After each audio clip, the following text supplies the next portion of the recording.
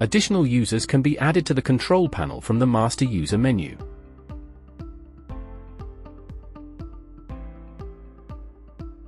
Enter the master user code.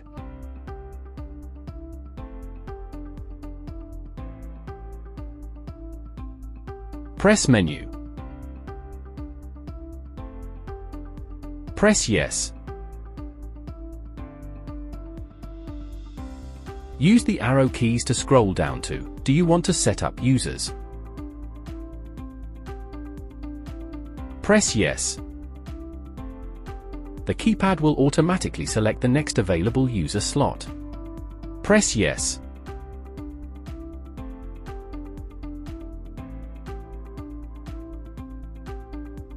Enter the user code for this user.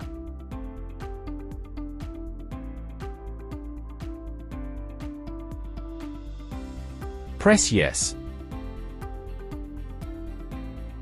Select the areas the user needs access to, and the user type. To make any changes to these options, press the No key.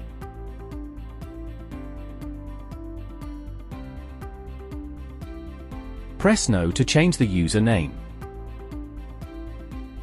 Enter a name for the user. Press yes.